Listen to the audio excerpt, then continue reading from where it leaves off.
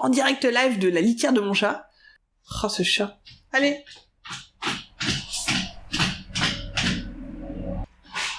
Ça va puer dans 5 minutes. Miaou.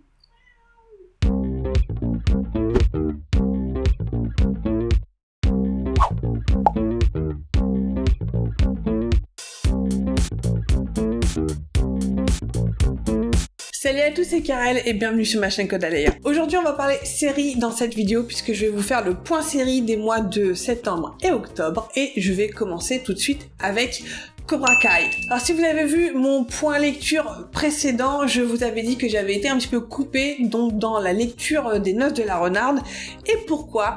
Parce que je me suis laissée happer par cette série Cobra Kai. Alors Cobra Kai, pour ceux qui ne savent pas ce que c'est une série spin-off de la série de films Karate Kid, donc la série des films des années 80.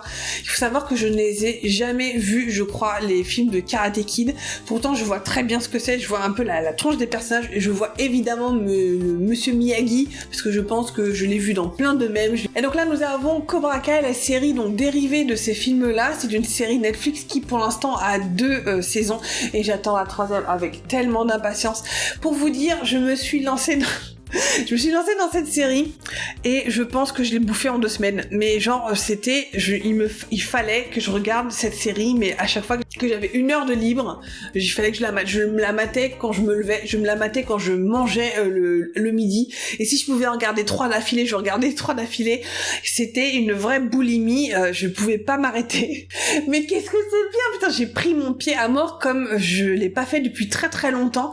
C'était une série vraiment parfaite pour ce moment-là. Je sais pas pourquoi. Mais bon, Cobra Kai, qu'est-ce que c'est ? Alors, Cobra Kai, il s'agit de la suite des films de Karate Kid, puisque nous avons les mêmes personnages. Ils ont fait ce tour de force, en fait, de ramener les personnages, donc, des films originaux, mais, donc, qui se passent maintenant. Comment ces personnages qui, donc, se sont battus dans le film Karate Kid 1, en tout cas, ont évolué, ont grandi, ont fait des enfants, etc., ont vécu leur vie, chacun de leur côté, et ils se retrouvent à ce moment-là dans Cobra Kai, donc on est de 2016 ou 2017, quelque chose comme ça. Donc on retrouve Daniel LaRusso qui était le héros de Karate Kid face à Johnny Lawrence qui était son adversaire dans Karate Kid 1, à qui il a foutu un gros coup de pied dans la tronche à la fin de Karate Kid 1.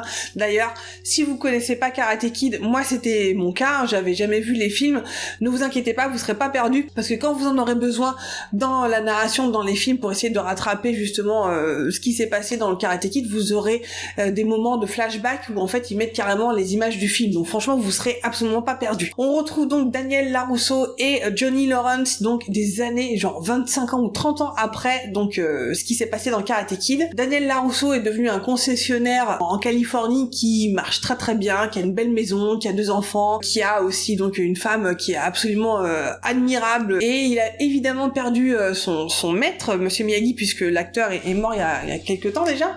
Et nous suivons en fait surtout Johnny Lawrence, puisque comme je vous avais dit, la série s'appelle Cobra Kai, et Cobra Kai c'est le nom de l'école en fait des méchants, c'est le nom de l'école de karaté de Johnny Lawrence et de son sensei, de son maître, qui lui a appris en fait un karaté qui est très martial et qui est pas vraiment dans le respect de l'autre, etc., qui est vraiment gagner pour gagner, faire mal, etc.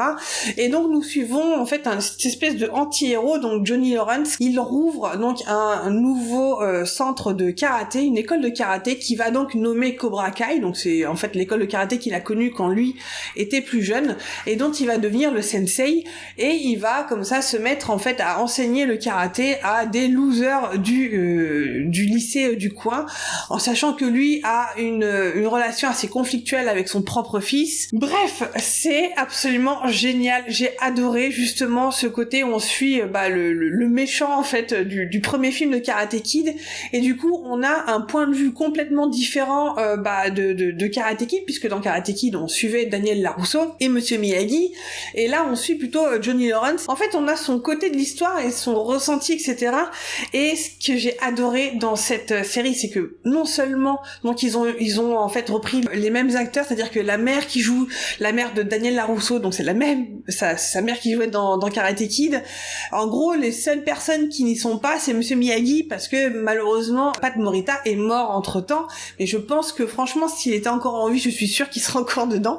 Et ils ont donc réussi à injecter comme ça tout ce qui s'est passé dans Karate Kid. Ça m'a donné grave envie de voir les films, sauf que malheureusement je ne les trouve pas, je ne les ai pas en DVD, mais je pense que faudra que j'essaie de me les procurer d'une manière ou d'une autre parce que j'ai vraiment très très envie de les voir. Et donc on est là comme ça dans cette série avec un point de vue qui est complètement différent, puisque comme je vous disais, on est du point de vue en fait des méchants, et d'un seul coup on n'est plus du côté où lui c'est le gentil, lui c'est le méchant, parce que il y a des fois en fait au sein du même épisode, le héros qu'on suit en fait il fait des choses justement qui sont méprisables des fois, et l'inverse aussi, le héros Daniel Larousseau est pas non plus tout jaune et tout paillette et tout rainbow quoi. On n'est jamais à 100% pour un perso et 100% contre un autre, on est tout le temps dans cette espèce de zone grise qui est vraiment hyper intéressante. Et en fait le fait justement d'essayer de faire en sorte d'être tout le temps dans ce truc là où on sait plus qui sont les protagonistes, qui sont les antagonistes, c'est vachement bien foutu. En plus, la bande son est à tomber par terre parce qu'on est à fond dans le rock des années 80, moi c'est totalement ma cam, rock des années 80-90, les personnages sont hyper attachants, leurs enfants aussi sont hyper attachants, les enfants à qui ils enseignent le karaté. Bref, franchement, si vous ne savez pas quoi regarder, si vous avez envie d'une série à la fois pas prise de tête, mais à la fois qui va vous surprendre vraiment dans ses choix narratifs, etc., mais ruez-vous sur Cobra Kai. Ça a été, je pense, la révélation pour moi de ces 2-3 derniers mois de cet été avec Carnival Row, parce que j'ai pris un pied immense à la regarder. Mais Cobra Kai n'a pas été la seule série que j'ai bingé ces derniers mois, puisque je me suis ruée, mais alors tête baissée, dans une autre série que je pense peu de vous auront entendu parler. Il s'agit de Elisa di Rivombrosa. Alors plus connue en France sous le nom tout simple de Elisa. Elisa di Rivombrosa est en fait une série italienne qui a eu un succès monstre en Italie. C'était dans les alentours des années 2006, quelque chose comme ça, 2004-2006, dans ces eaux-là. Et c'est donc une série historique qui se passe à la fin du XVIIIe siècle, donc en Italie. Donc on a tous les paysages italiens, on a tout, voilà. Bref, vous imaginez bien. On suit donc les aventures de Elisa, qui est une jeune fille, une jeune servante, en fait, une jeune fille du peuple, qui a été employée par la comtesse Ristori, donc la comtesse qui vit à Rivombrosa, donc qui est une vieille femme qui est un petit peu à l'article de la mort, et donc elle a récupéré cette petite jeune fille qui est belle comme le jour. J'ai rarement vu une fille aussi jolie que ça dans la vie, en toute honnêteté. Bref, donc elle a employé cette jeune fille, en fait, pour en faire sa servante et sa dame de compagnie. Donc elle lui a appris à lire, elle lui a appris donc à se déplacer dans la société, etc. Ce qui attise notamment la jalousie et le mépris de sa propre fille. Donc il y a Anna di Rivombrosa, enfin Anna Ristori, qui elle en fait s'occupe de sa mère et voit cette fille-là, donc cette fille du peuple, comme je disais, avec mépris, parce qu'elle y voit juste une fille qui essaie de grimper dans la société et de se faire bien voir, et donc d'utiliser cette affection qu'a la vieille femme pour elle, en fait, pour grappiller de l'argent ou je ne sais quoi, enfin quelque chose, d'avoir une relation intéressée, on va dire. Et Elisa fait appeler donc le fils aîné Ristori, qui s'appelle Fabrizio, qui va revenir donc de l'armée. Il est officier dans l'armée française, puisqu'à l'époque il y a toute une partie de l'Italie qui est sous l'égide, en tout cas de la France. Bref, qui va revenir de l'armée, en fait, pour voir sa mère juste avant qu'elle meure, et il se trouve que Fabrice va tomber mais éperdument amoureux d'Elisa. Et Elisa aussi de Fabrice, mais elle veut pas se l'avouer tout de suite. Bref, c'est une histoire d'amour, c'est une histoire, c'est une espèce de saga comme ça, historique, une romance, etc. Mais j'adore cette série. Je sais que c'est ma chère amie Cathy Cut qui me l'a fait, qui m'en a parlé, qui nous l'a fait regarder, parce qu'elle avait un gros délire là-dessus, donc quand on s'est connus. Et je sais que elle va adorer que j'en parle ici dans cette vidéo, mais je sais pas pourquoi cette série-là, je l'avais vue il y a plus de 10 ans, et là j'ai eu une espèce d'envie de me replonger dedans, mais à un point que, en fait, j'ai bouffé la première saison qui fait 26 épisodes en même pas 15 jours, je pense. Je m'en bouffais un le matin, quand j'ai fini Cobra Kai, il me manquait quelque chose le matin, j'ai enchaîné avec Elisa di Rivombrosa, Et alors cette série, alors comme je vous disais, est cuculapraline, c'est clair, elle est pleine de sentiments, ça se fait des déclarations d'amour à tire-larigot. Je pense que j'avais besoin de ce côté un peu cheesy, un peu de romance, ça fait pas de mal. Même si, on va pas se leurrer, il y a des choses qui, voilà, à l'heure de MeToo, etc., et balance ton port, il y a des choses qui franchement ont du mal à passer, notamment au début, en fait, au moment où Fabrizio se rend compte que Elisa n'est pas forcément celle qu'il pensait, parce que quand il l'a vue la première fois, il pensait que c'était une noble, et donc il a commencé à lui faire de la cour comme un gueudin, et quand il s'est rendu compte qu'en fait, non, c'était pas une noble, c'était une jeune fille de la cour, il a commencé à se retourner contre elle, et à faire des choses qui, dans l'état du monde de maintenant, ne passeraient pas du tout, mais genre pas du tout, parce que il la met en danger, il la stalk, voilà, il fait des trucs pas très cool avec elle, même si à un moment il change complètement et il change de comportement, etc. Il devient quelqu'un qui est vraiment love to love, quoi. Mais il y a vraiment toute une partie, surtout dans les premiers épisodes, où il est vraiment détestable avec elle, mais vraiment à la limite du stalker et de quelqu'un de comment dire, judiciairement répréhensible. Maintenant, je vais vous parler d'un autre dessin animé, une série que j'ai regardée et que j'ai franchement adoré. Il s'agit de Jurassic Park Camp Cretaceous. Je sais plus quel est le nom en français, j'essaierai de vous le mettre là. Voici une série animée que je ne pensais pas aimer autant, franchement, quand je l'ai regardée. Donc ça se passe dans l'univers de Jurassic Park, et plus précisément en fait de Jurassic World. On a vraiment les éléments qu'on voit dans le film, c'est-à-dire, vous savez, les gyrosphères. On a cette espèce de gros dinosaure marin qui mange le requin blanc, là, bref, voilà, vous avez ce truc-là. Et donc dans ce dessin animé, nous avons toute une série d'adolescents qui ont été sélectionnés et qui vont entrer dans un espèce de camp de vacances qui se passe donc dans Disney World.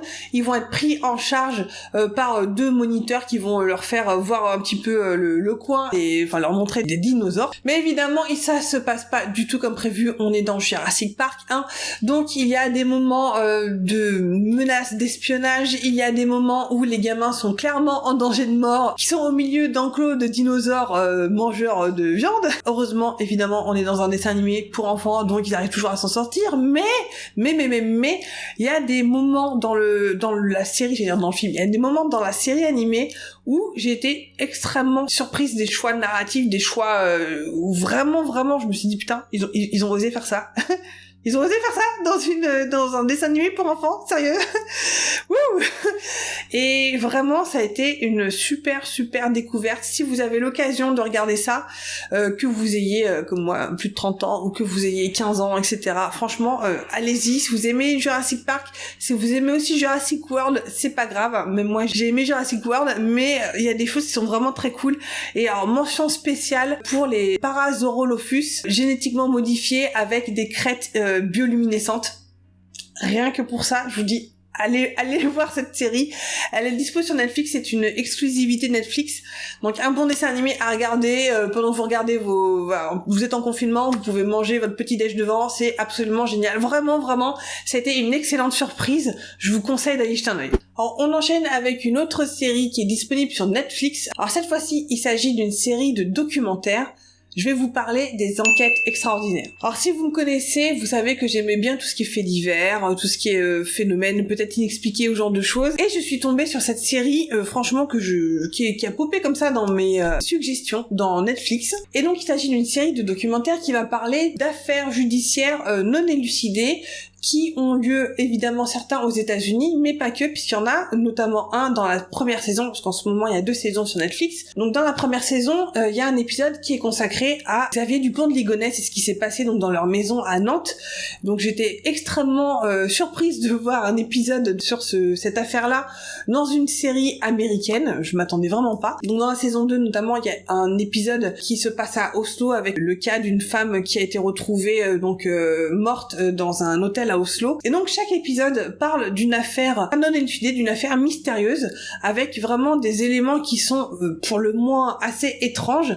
Alors ça veut pas dire étrange dans le genre les petits hommes verts ou pas du fantastique, c'est juste que pour l'instant la police n'a pas les éléments pour justement résoudre l'enquête. On sait que l'affaire Dupont de Ligonnès, voilà, c'est pas les petits hommes verts ou c'est pas le chupacabra. Justement des affaires judiciaires qui pourraient en fait très bien être dans un épisode de Cold Case. On est dans des Cold Case, voilà, c'est ça. À part peut-être, il y a un épisode dans la saison 1 qui fait vraiment un peu bizarre justement dans ce truc-là, qui parle d'apparition d'OVNI. Et dans la deuxième saison, il y a un épisode qui parle en fait des esprits du tsunami donc qui a eu lieu au Japon, avec beaucoup de Japonais qui disent avoir vu des esprits donc des morts du tsunami. Bref, mis à part ces deux épisodes-là qui sont un petit peu des hors-série, je dirais, puisque là on touche vraiment au côté un peu inexpliqué, on est un peu plus dans X-Files. Tous les autres sont vraiment plus des cold cases et on est vraiment beaucoup plus dans des histoires en fait judiciaires non élucidées. Et en fait on a des témoignages des témoins, des gens, enfin des femmes ou des enfants, des personnes qui ont disparu, qui ont été tuées, pour expliquer un petit peu comment se sont passés par exemple les derniers jours ou les dernières heures des victimes, et qui racontent aussi ce qui s'est passé par la suite, là où il y a eu peut-être des trous, là où il y a eu des problèmes au niveau de l'enquête des policiers qui des fois ont pas forcément fait leur job comme il fallait. En fait cette série, si vous voulez,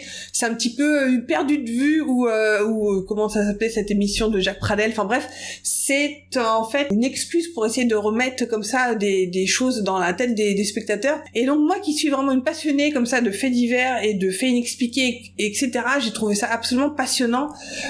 Et le fait aussi de suivre que ce soit donc les familles des victimes, que ce soit des gens qui sont un petit peu louches aussi, qui sont un petit peu suspects. On peut suivre aussi des fois le shérif ou les gens qui sont attachés, qui ont enquêté en fait sur l'histoire. On peut des fois suivre des reporters, des journalistes qui ont aussi suivi l'histoire. Bref, c'était vraiment hyper passionnant. Et si vous aimez bien justement ce genre d'histoire, il y en a plein déjà, sur Netflix, mais alors celle-ci, c'était vraiment super intéressant à regarder. Voilà, ça c'était les séries que j'ai fini de regarder. Maintenant, je vais vous parler des séries dans lesquelles je suis encore maintenant, et je vais commencer par Supernatural, saison 13. Alors Supernatural, je la suis depuis son lancement, j'adore cette série depuis très longtemps, et c'est une série que j'adore les personnages, j'adore l'ambiance, j'adore tout. Même s'il y a des saisons qui sont très inégales, on va pas se mentir, c'est toujours une série vers laquelle je vais me retourner, que je vais pas regarder pendant des années et que je vais binger là. Je sens que, par exemple, là en ce moment dans la saison 15, moi là je suis en plein dans la saison 13 et je suis persuadée que, en fait là je vais m'enchaîner la 13, 14 et 15, puisque la 15 est la dernière, ça va se terminer et je sens que mon cœur va faire quand ça va se terminer, parce que ça fait bizarre de se dire, voilà, on a suivi les frères Winchester pendant 15 saisons, 15 ans, vous vous rendez compte, 15 ans, et ça va se terminer maintenant. Il y a une petite Madeleine de Proust, en fait, ce côté un peu comfort food, si vous voulez, que vous allez vous retrouver avec des personnages que vous connaissez, un univers que vous connaissez, avec évidemment des trucs un peu what the fuck, puisque le nombre de fois où ils sont morts, le nombre de fois où ils auraient jamais dû revenir, et le nombre de fois où ils sont revenus à la vie, on se demande toujours à chaque fois comment les scénaristes vont pouvoir justifier le fait que normalement là ils devraient mourir et ils devraient pas revenir, mais ils reviennent quand même parce qu'on te sort ça du chapeau. Bref, en tout cas là je suis dans la saison 13, il y a plein de choses qui se passent, et en fait ce qui est assez bizarre c'est qu'il y a plein de choses qui se passent. C'est un truc que j'avais vu sur TV Showtime, parce que je suis aussi les commentaires donc sur l'appli TV Showtime, si ça vous intéresse d'aller voir. Si vous ne connaissez pas TV Showtime, je vous conseille d'aller voir, parce que c'est une petite parenthèse, vous avez plusieurs sites, plusieurs applis, vous pouvez en fait suivre vos séries, dire quand est-ce que vous les avez regardées, etc. Et vous avez en fait accès souvent à des commentaires d'autres fans, ou en tout cas d'autres personnes qui ont regardé la série. Je suis notamment sur Seriebox et sur TV Showtime. Alors Seriebox qui est une communauté très française, ou en tout cas très francophone, et TV Showtime qui elle est une communauté très global du monde entier, quoi. Et en fait je trouve que souvent sur TV Showtime les commentaires sont extrêmement négatifs et sont toujours très dans la critique, etc., ce que je regrette souvent d'ailleurs, alors que vraiment en fait dans TV Showtime déjà ce qui est peut-être plus cool, c'est qu'on peut mettre des mèmes, on peut mettre des gifs, on peut mettre des extraits des épisodes qu'on a regardés, etc. Et je trouve que la communauté est beaucoup plus positive et beaucoup plus dans le partage en fait qu'ils ont aimé dans l'épisode, même si des fois il y a un peu des commentaires où voilà, quand il y a des what the fuck, il y a des commentaires what the fuck. Je trouve qu'il y a une communauté et des commentaires qui entraînent plus aussi au lol, on va dire, hein, ou alors au débat, ou ce genre de choses. Mais voilà, j'ai tendance à préférer tous les commentaires et la façon dont c'est géré sur TV Showtime plutôt que sur Seriebox. Bref, ça va, c'était la parenthèse. Donc sur TV Showtime, en ce qui concerne donc Supernatural saison 13, il y avait un commentaire qui disait dans cette série-là, il y a ça, et genre des événements assez forts, quoi. Et je me suis dit, ah ouais, en fait, Moi qui me disais depuis le début, là j'en suis à peu près à une quinzaine d'épisodes que j'ai regardé dans cette saison-là. Et au début je me disais, il se passe pas grand-chose dans cette saison. Et quand j'ai vu ce commentaire où il y avait, il y avait au moins une dizaine d'événements quand même assez forts, je me suis dit, ah ouais, en fait, il y a quand même pas mal de choses. Et ce que j'ai aimé en fait dans cette saison, il y a notamment deux choses. C'est que donc il y a le pilote de Wayward Sisters qui était en fait le spin-off qui aurait dû devenir un spin-off où en fait on aurait suivi des chasseuses, donc des femmes, contrairement à Supernatural, on suit beaucoup de mecs, et notamment dans Supernatural, il y a toute une polémique comme quoi il y a beaucoup de personnages féminins qui meurent assez, pas gratuitement, mais si, gratuitement. Et là, c'était l'occasion, en fait, de suivre donc des personnages qu'on a suivis de près ou de loin dans Supernatural, et qui formaient, en fait, une bande de filles, une bande de chasseuses. Et donc, cet épisode-là pouvait être le pilote de ce spin-off-là, et qui, malheureusement, n'a pas été retenu par la CW pour faire une série à part entière. Ce qui est dommage. Et même si, sincèrement, en fait, l'idée de base, en tant que fan de Supernatural, j'aurais adoré voir une série, donc, comme ça, spin-off, de Wayward Sisters, mais je pense malgré tout, en toute honnêteté, en toute objectivité, je pense que le pilote était pas assez fort, et c'était dommage parce que sur le papier, franchement, ça aurait été vraiment très cool. Et la deuxième chose qui, moi, me fait rire déjà de base, et c'est pour ça que j'aime Supernatural aussi, c'est que, vous savez, Supernatural, donc, a une très très longue longévité, et en fait, cette longue longévité, c'est un petit peu un pléonasme, mais donc cette longévité leur a permis de faire des épisodes vraiment presque expérimentaux. Il y avait eu un épisode tout en noir et blanc avec des vieux monstres de cinéma, donc dans les premières saisons. Il y a un épisode qui s'est déroulé entièrement à l'intérieur de Baby, donc à l'intérieur de l'Impala de Dean et de Sam. Donc c'était, en fait, il y a des espèces d'épisodes un peu spéciaux, un petit peu comme il y avait eu un épisode de comédie musicale dans Buffy, un épisode expérimental. Et ben là c'est pareil, et donc dans cette saison 13, il y a l'épisode Scooby-Doo. Il y a un épisode que je crois, j'ai encore 2 épisodes à regarder, j'ai encore un épisode à regarder, j'arriverai à l'épisode de Scooby-Doo. Et donc voilà, c'est un épisode animé de Scooby-Doo où il y a Supernatural dedans, où il y a Sam et Dean et Castiel dedans. Et j'ai trop hâte de voir ça parce que voilà, quand il y a des espèces de crossover complètement what the fuck là-dedans, moi je suis carrément pour, et c'est aussi pour ça que j'aime Supernatural, pour ces expériences télévisuelles que je ne pourrais voir dans aucune autre série en fait. Et voilà, c'est pour ça que j'aime Supernatural. Bref, je me répète, je vous tiendrai au courant de ce que j'ai pensé de cette saison 13 et des prochaines, j'espère, dans le prochain point lecture. Non, dans le prochain point série. Et alors pour finir ce point série qui va être long comme un jour sans pain, je vais vous parler en fait de 2 choses, et pas que de 2 choses, vous allez voir. C'est que j'ai recommencé la série Agents of S.H.I.E.L.D., mais pas que, puisque en fait grâce à l'avènement de Disney+ ici en Belgique, j'ai décidé de me refaire tout le MCU, donc le Marvel Cinematic Universe. Donc le Marvel Cinematic Universe, je vais pas forcément m'étaler dessus, vous connaissez tous les films de Marvel, qui va de Iron Man et même en fait du Hulk avant avec Edward Norton, je dirais, jusqu'au dernier, je pense que c'était la Avengers Endgame, et qui normalement aurait dû voir, s'il n'y avait pas eu de pandémie, on aurait eu le film de Black Widow qui donc a été repoussé au calendrier grec puisqu'on ne sait pas quand est-ce qu'il va sortir, mais j'ai décidé de me replonger là-dedans parce que je les avais tous vus petit à petit quand ils sont sortis au cinéma, et au fur et à mesure comme ça, j'ai tout vu, tous les films de Marvel. Je pense que les seuls qui me manquaient là-dedans, ce sont les Spider-Man, donc le Homecoming et le Far From Home, mais que je vais du coup réimplanter à l'intérieur de mon revisionnage du MCU pour pouvoir justement les voir, et par rapport aux autres aussi, puisque donc le Spider-Man avec Tom Holland apparaît dans Captain America Civil War.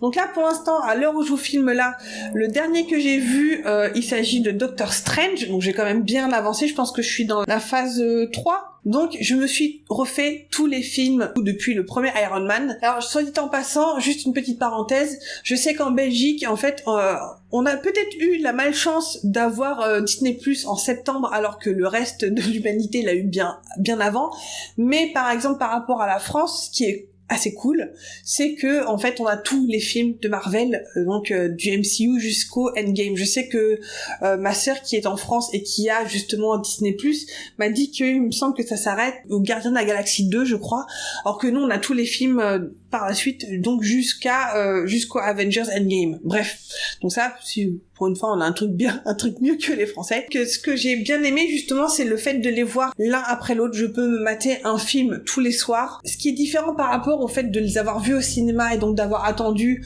1 an, 2 ans, 3 ans entre chacun des films. Le fait de les revoir vraiment beaucoup plus resserrés, je me rends compte que justement en les ayant vus au cinéma, il y avait plein de choses que j'avais oubliées en fait entre-temps. Et là, je me rends beaucoup mieux compte, en fait, de la cohérence de film en film et de tous les fils rouges, en fait, qui sont entre chacun des films. Non seulement, évidemment, la petite scène de fin post-générique, certes. Je me suis rendu compte, par exemple, que Thanos arrive vachement tôt, finalement, parce que je crois qu'on le voit carrément depuis le premier Avengers. Donc, il arrive vraiment tôt, et ça, c'est un truc que j'avais un petit peu zappé. Je me souviens d'avoir vu ce mec-là, le gars en violet, mais je me souvenais plus du tout. Et c'est maintenant que je me rends compte aussi, j'arrive beaucoup mieux à suivre, et beaucoup aussi mieux à apprécier certains films que quand j'avais vu au cinéma, je me suis dit, bon, ouais, ok, d'accord, c'est Avengers, c'est cool, il y a de la baston, mais au-delà de ça va pas plus loin que ça. Par exemple, Age of Ultron, je l'avais vu au cinéma, et je l'ai pas aimé plus que ça. Il y a des trucs que j'ai pas compris au cinéma, que là, maintenant, j'ai compris, parce que justement, je peux les voir de manière plus rapprochée. Et voilà, quand j'en regarde un le mardi soir et que j'enchaîne le lendemain avec un autre qui dans la vraie vie était sorti 2 ans après, et on se rend compte que voilà, ils ont vraiment réussi en fait à faire le pont entre chacun des films, et que c'est vachement agréable à regarder.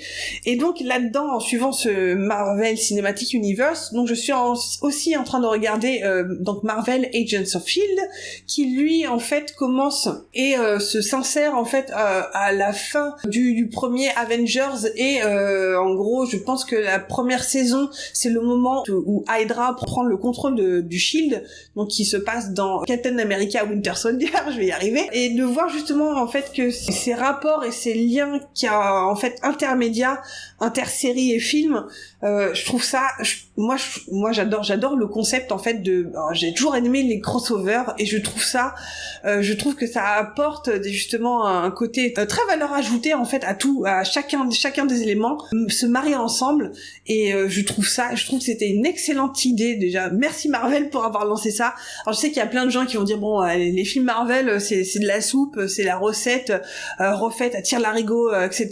Il y a absolument aucune invention, mais voilà, c'est du cinéma popcorn, on le sait, tout le monde le sait, il faut pas aller voir plus loin que ça, mais il y a plein de choses qui, en fait, sont intéressantes justement dans la manière de narrative, en fait. Comment est-ce qu'on fait pour mêler autant de personnages déjà, autant de fils d'intrigue? Comment est-ce qu'on fait pour à la fois suivre les films indépendants les uns des autres, et comment aussi s'y retrouver quand on les suit tous ensemble? Ça, je trouve ça génial en fait. Au-delà de ça, que oui, il y en a certains qui sont moins bien que d'autres, il y en a qui, oui, on a l'impression que c'est toujours la même recette, ressucée, resservie à chaque fois. Oui et non, quoi. Il y a vraiment à boire et à manger, et je pense qu'on y voit aussi ce qu'on a envie d'y voir, et pour l'instant, je prends mon pied à revoir tous les films du MCU, et c'est comme ça, et c'est cool. Et j'ai vraiment hâte, en fait, de voir ce qu'il y aura pour la suite. Et là, maintenant que justement la phase 3 est terminée avec Endgame, j'aimerais bien savoir ce qu'ils vont faire ensuite. Est-ce qu'il y aura une phase 4? Comment est-ce qu'ils vont continuer? Est-ce qu'ils vont arrêter, tout simplement? Même si c'est une poule aux œufs d'or, je vois pas comment quelqu'un qui veut gagner de l'argent à Hollywood arrêterait ça maintenant. Bref, en tout cas, je prends mon pied à regarder tous ces films-là en ce moment.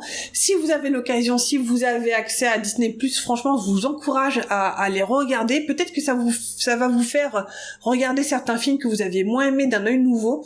Moi, c'était le cas, par exemple, pour le premier Thor, comme je vous disais, pour Age of Ultron. Je sais que, par exemple, les 2 Thor, c'est franchement ceux que j'aime le moins. Le Thor 1 et le Thor 2, là. Je pense que Thor Ragnarok est le meilleur de la série, ça c'est clair. Mais j'ai aussi réappris à apprécier les Gardiens de la Galaxie, parce que Gardiens de la Galaxie, quand je l'ai vu la première fois au cinéma, on avait tellement parlé, on m'avait tellement rabâché que c'était génial, etc., que quand je l'ai vu, je me suis dit ouais, c'est sympa, mais de là à en faire tout un fallait pousser. Je l'ai réapprécié, mais dans le cadre de son ensemble, quoi. Bref, voilà, si vous avez l'occasion, il y a tous les Agents of Shield sur Disney+, il y a tous les MCU, il y a tous les films du Marvel, en tout cas si vous êtes en Belgique. En France, ça viendra, vous inquiétez pas, ça viendra. Mais si vous avez l'occasion, voilà, de les regarder avec des temps d'attente entre les films un peu plus resserrés, je pense que ça pourra vous aider à les apprécier. Et puis bon, c'est un bon moment à passer en ce moment en temps de confinement, à passer un bon moment devant un film. Bref, que demande le peuple. Voilà, c'est ici que se termine ce long point film. J'espère que ça vous aura plu. Si vous avez des questions encore une fois ou des commentaires par rapport aux séries ou au MCU, n'hésitez pas à me laisser des commentaires là-dessous, je me ferai un plaisir de vous répondre. Là-dessus, je vous souhaite d'excellentes séries, d'excellents films, et je m'empresse d'aller voir le prochain film qui pour moi, c'est Les Gardiens de la Galaxie 2, et continuer Agents of Shield, bref, et Supernatural. Oh là là, il y a plein de choses à regarder maintenant. Bref, je vous dis rendez-vous dans le prochain point série dans 2 mois. Ce sera le dernier point série de 2020. En attendant, je vous souhaite une excellente semaine, une excellente soirée, une excellente journée. Bref, quand est-ce que vous verrez cette vidéo? Et je vous dis à bientôt dans une nouvelle vidéo. One eternity later. C'est pas un chat que j'ai, c'est une taupe. Ah, il gratte aux parois maintenant? Je ne sais pas pourquoi. T'as fini?